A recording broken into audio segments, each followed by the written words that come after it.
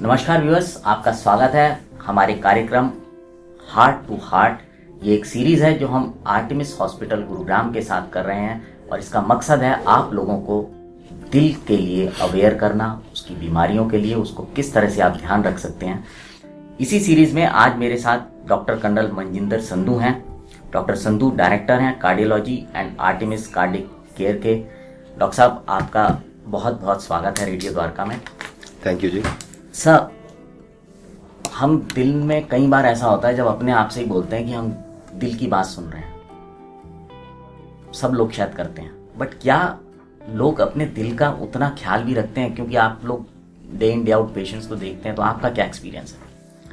हाँ जी, ये आपने लोग बोलते तो हैं काफ़ी कि हम अपने दिल को सुन रहे हैं, बट जिस तरीके से हार्ट डिजीज़ बढ़ती जा रही है तो ऑब्वियसली हम उसको उतनी ध्यान से नहीं सुनते हैं जितना सुनना चाहिए, या उसके ऊपर एक्ट नहीं करते हैं। सो हमारे देश में heart disease every year it is increasing by 25%। इसका जो मेन कारण है कि एक तो अर्बनाइजेशन होना, फूड हैबिट्स ख़राब होना, एक्सरसाइज नहीं करना, ये सब चीज़ें, और bad habits like smoking and increase incidence of जो डायबिटीज़ होती है।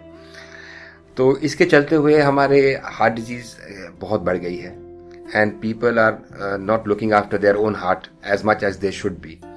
तो मैं तो यही सबको बताना चाहूँगा कि आप सिर्फ सिंपल जो चीज़ें जो आपके हाथ में हैं, जैसे कि हेल्दी फूड खाना, keeping oil and other fats less in the food, eating more of salad, vegetables and less of non-vegetarian food and high cholesterol food, fast food नहीं खाना, रेगुलर एक्सरसाइज रजीम होना चाहिए जिसमें आप डेली ब्रिस्क वॉकिंग या jogging या कोई भी कार्डियो एक्टिविटी कर रहे हों।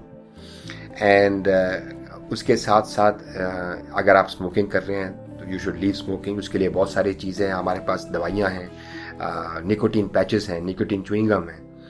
एंड अगर आपको बाय चांस ब्लड प्रेशर या शुगर है या कोलेस्ट्रॉल लेवल्स हाई हैं तो उसकी जो अप्रोप्रिएट दवाई होती है, जो डॉक्टर बोल रहे हैं, उसको रेगुलर रखें। तो ये सब करके आप अपने दिल को सुन सकते हैं और उसका ख्याल रख सकते हैं। सर, पहले होता था कि हार्ट की डिजीज़ जो है जनरली शहरों में ही रहती थी। रीज़न कई सारे होते थे, लोग कहते थे, बट मेरे ख्याल से अब जो ये बीमारी है ये शहरों की सीमाएं पार कर चुकी है और अब छोटे छोटे शहरों, कस्बों, गांव तक भी जा रही है। वहाँ पे जो लोग रहते हैं उन सब के लिए किस तरह के आपको लगता है इंतजामात होने चाहिए या किस तरह से उनको अपना ध्यान रखना चाहिए? हाँ, ये आपने बहुत इम्पोर्टेंट पॉइंट रेज किया है, क्योंकि अभी हम देख रहे हैं कि जो हमारे पहले वाले गांव थे वो गांव नहीं रहे, वो सब शहर बन गए हैं। आप कुछ साल पहले देखें, जैसे एनसीआर के आसपास रेवाड़ी गांव होता था, आज शहर है, और भिवाड़ी गांव होता था, वो भी आज शहर है। तो ये सारी जो छोटे छोटे गांव वगैरह होते थे वो आजकल शहर बन गए, और उनमें भी जो हम बोलते हैं अर्बनाइजेशन आ गई है। अब छोटे से छोटे शहर में भी आप जाके देखें तो ये सब मिलते हैं फास्ट फूड। तो उनका खाना खाने का तरीका भी चेंज हो गया है, वो लोग भी मोर अर्बन खाना खाने लग गए हैं। और उसके साथ साथ थोड़ी अगर प्रॉस्पेरिटी हो गई है तो वो अपना काम जो करते थे, खेतों में जाते थे, वो भी बंद हो गया है, वो भी कॉन्ट्रैक्ट पे कोई और कर रहा है, और इससे उनकी फिजिकल एक्टिविटी भी कम हो गई है। तो जो बीमारियां हम शहर में देखते हैं वो अभी स्लोली स्लोली गाँवों की तरफ भी आ गई हैं, और शहरों में उस लेवल की हेल्थ सुविधाएं नहीं हैं जितने की अभी बड़े शहरों में हैं।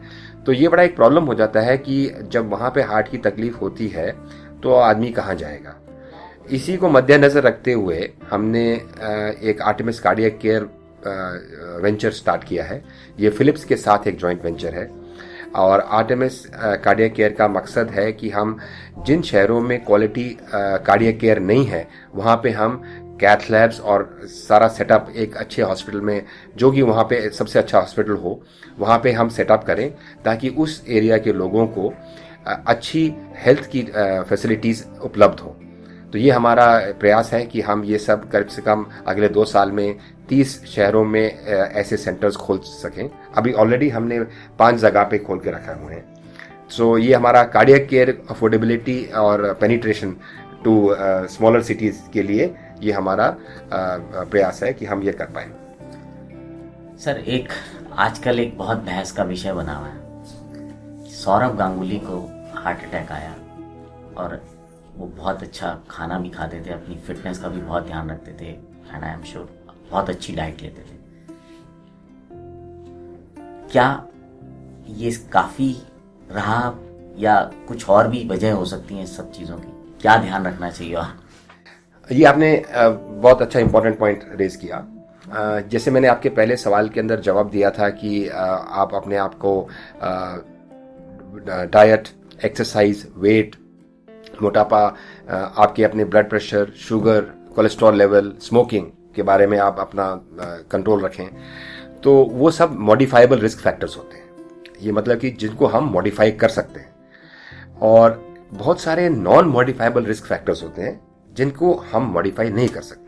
जैसे कि सबसे इंपॉर्टेंट होता है आपका जेनेटिक मेकअप, जो जीन्स आपकी बॉडी कैरी कर रही है, जो आपने इनहेरिट किए अपने फादर मदर से। तो अगर आपके फादर मदर को हार्ट की प्रॉब्लम थी, आपको हार्ट की प्रॉब्लम होने का बहुत बहुत ज़्यादा चांस है, जो कि आप कुछ नहीं कर सकते उसके बारे में। तो ये नॉन मॉडिफाइबल रिस्क फैक्टर्स होते हैं। तो जैसे कि सौरव की कंडीशन में मुझे क्लियर नहीं है कि उनके फैमिली हिस्ट्री थी या नहीं, पर हो सकता है कि फैमिली हिस्ट्री हो, जो वो चाहे अपनी सेहत का काफ़ी ध्यान रखते थे, एक्सरसाइज करते थे, डाइट अच्छी रखते थे, फिट भी हैं, बट फिर भी उनको हार्ट का प्रॉब्लम हुआ। मोस्ट लाइकली ये नॉन मॉडिफाइबल रिस्क फैक्टर्स जो होते हैं, और जिस तरीके से एनवायरनमेंट हमारे जीन्स के साथ इंटरप्ले करता है, वो भी हमारे हाथ में नहीं।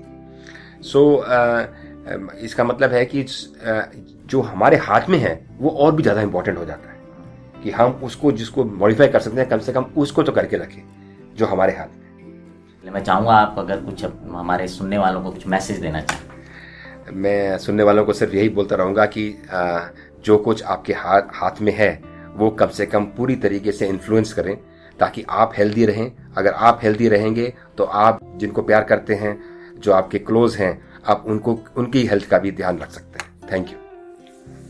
सो व्यूअर्स, आपने सुना डॉक्टर संधू को। डॉक्टर संधू ने हमें कई चीज़ें बताई।